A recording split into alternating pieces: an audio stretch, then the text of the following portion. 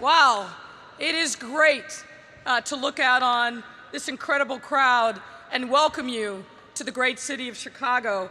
And I got to thank Mac Julian, my good friend, for that setup. Mac, who knew? When your union days are over, I think stand-up comedy is in your future. And is there a greater way to talk to you about the beauty and depth of our incredible city? So thank you, Mac, not only for what you do on a day-to-day basis, but for being a great lover of our beloved city. Good morning, everyone. I want to say also good morning to President Frederick Lalonde, the entire National Executive Team, and of course, all of you. Welcome to the now 72nd Biennial Convention, and welcome to the great city of Chicago.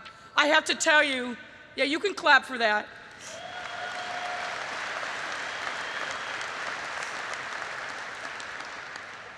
I am personally honored to be standing before this union, which has played such an historic and important role in our country's history. You know that the first letter carrier was appointed by Congress in 1794. In 1863, free city delivery was instituted in large cities in the United States. And you know that this union was founded in 1889 up the road in Milwaukee.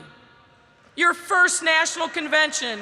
All right, I hear some folks from the state up north. You can clap for yourself. Your first national convention was held in 1890 in the city of Boston.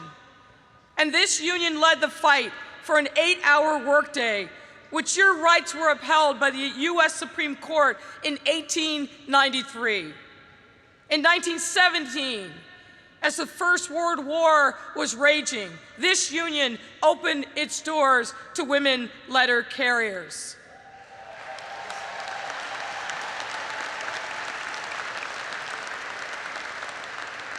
I hope you all know this history, but it gives me great pride to say that in every big fight for workers' rights throughout the last century and a half, this union has led the way and been at the forefront, and you should be proud of that history.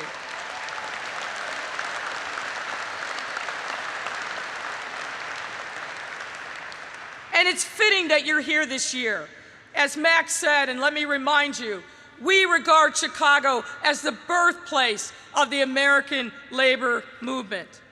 We have a rich, proud history of labor struggles, but labor victories. Since the 1800s, when a wave of labor strikes swept across the nation, demanding safer working conditions, better hours, fairer wages, Chicago has been at the forefront of that rallying cry, and we have never stopped. Noteworthy strikes have taken place here, such as the 1886 Haymarket Affair and the 1894 Pullman strike. And while I hope that you're here, you can feel the spirit of solidarity and be inspired by this history as you chart your union's path forward. And in fact, if you need another travel tip, go visit the Pullman National Monument and remind yourselves of the shoulders on which we all stand. And as you draw upon that sense of tradition and solidarity passed down through the generations of letter carriers, I hope that you'll feel a renewed sense of history and ownership in Chicago. Over 100 years after that rise of the labor movement, the fight for dignity and equitable treatment of all workers must continue, and this union has to be at the forefront of that work.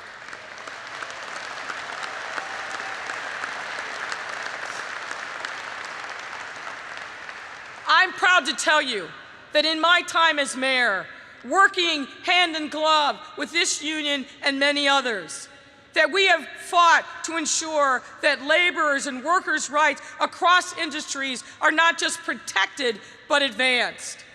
As you convene here, I hope that you rise up to the challenges that you face and come away stronger and better than ever.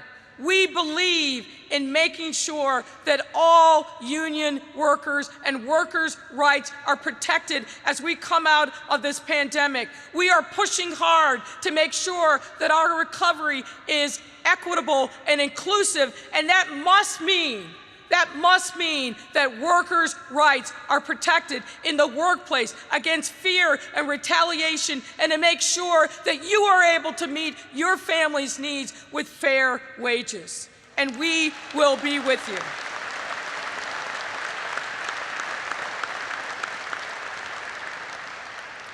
And I just want to say in closing, I know that these last few years have been very difficult for you and your membership. Lots of things that have happened that have, frankly, worked to try to undermine the viability of your union by weakening the protections in your workplaces. But let me remind you of this. As the daughter of a 93-year-old woman who every single day waits to make sure that her mail is there, the work that you do in bringing and delivering precious medicine and letters to family members that you've done through the ages. You are a lifeline. You are that friendly smile and face of connection. So for so many of our residents that have been isolated over these last 2 years, don't forget that you play an important role in the health and well-being of communities all over this country, urban or rural, suburban or the like. You see and have eyes on what's happening in our community many times before anyone else sees it. The role that you play, the work that you do, is absolutely essential and vital to who we are as Americans, and we can't forget that. We salute you. God bless you. Have a great time in my city, and I must say, spend a lot of money. Don't worry about emptying your paychecks here. We'll take care of you on the back end. God bless and enjoy. Thank you. Thank you.